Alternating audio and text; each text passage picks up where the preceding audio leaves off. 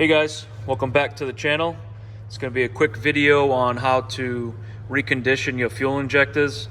These fuel injectors are off the 3.8 Mustang. It's a 1998, so I think the 302s are the same thing as the 3.8s. A lot of these injectors are the same.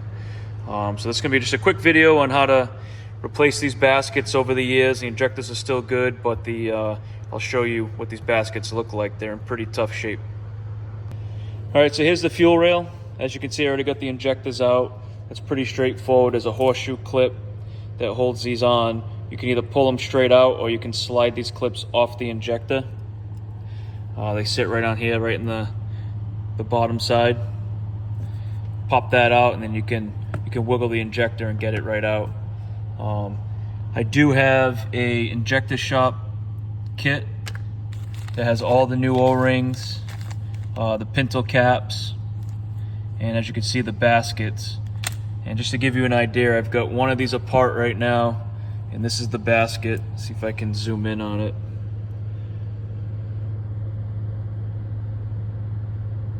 So it did break, but as you can see, you can't see through that basket. The mesh, it's completely blanked over. This car was running, it was running rough. I mean, for many reasons. It had 2 spun rod bearings, but I'm not too sure if the fuel system was that great. Just looking at this first basket that I got out. So definitely worth reconditioning these while it's out, especially a car that's 30 years old. These are original injectors. All right, so the first thing I'm gonna do is just take a pick, get the O-rings off. It's the bottom side. This is where the basket sits, inside of there. It is pressed in pretty tight, so it doesn't come out that easy. They actually have a tool where you drive the screw in, and then you have an outside fitting that screws against this base plate and kind of presses them out. I don't have one of those, so I'll show you how I do it.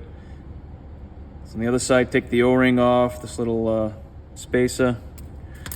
So now you got it stripped down. So now the next step is, I just use a regular screw, sheet metal screw. It's just a little bit larger so that it will actually thread in, and then I'll thread this right in, try to keep it nice and square, and then put a pair of pliers at the end of it, and I'll just wiggle it and walk it out. All right, so you can see there, I got the sheet metal screw in there. You don't want to thread too far down, but it's probably down 1/4 of an inch.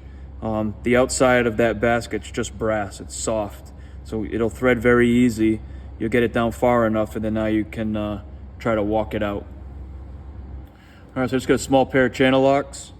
You don't want to pry too hard to each side because you'll actually strip your thread out.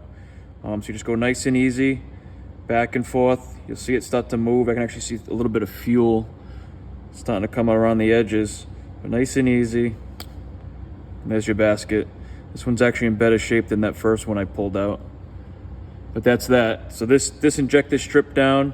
I'll hit it with the exterior with some brake clean, clean it up, and then I'm gonna shoot in there, get any contaminants out that could be in there, and then I'll hit the end here, and that's it. I'm gonna do this to all of them, clean them all up, and then we'll reassemble. All right, so I got them all out. Like I said, it was pretty straightforward. You just really need the right screw size. You don't want it to go in so easy that you strip it out, but you don't want it to be so tough that you actually ruin this housing inside. So you want the right sheet metal screw, or you can buy the tool. The injector shop sells the tool, but they did come out pretty easy. I probably got to right where my fingernail is, and then I could feel the basket actually turn with the screw. You could hear it pop, and then I just wiggled them out. Some of them were actually broken. I don't know if it was from removal or if they were already cracked, so they weren't really doing anything in there.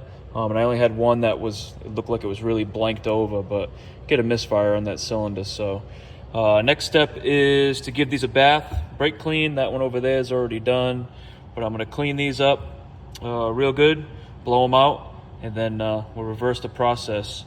And I'm also going to hit this with some brake clean and clean these lines out. This is all filtered fuel, but this car has been sitting for some time, so we'll flush that out also.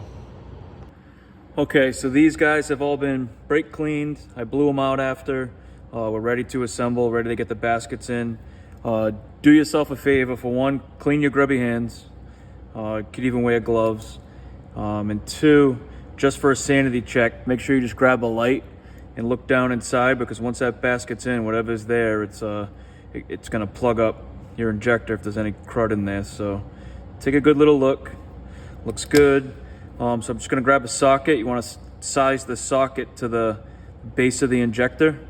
So this guy fits perfect. I can hold it like that. You wanna take a small ball peen hammer. If you have a brass one, even better. But you are hitting brass, so you're not gonna do any damage. So you just wanna pop that in. You wanna get it as square as you can. And you just wanna make sure as you're tapping this in, you don't wanna tap it so far you start whacking the edge of this injector, the actual body of the injector, because you could do damage. So I'm gonna hold this injector square in the socket. I'm gonna get down low, make sure I'm tapping this in square.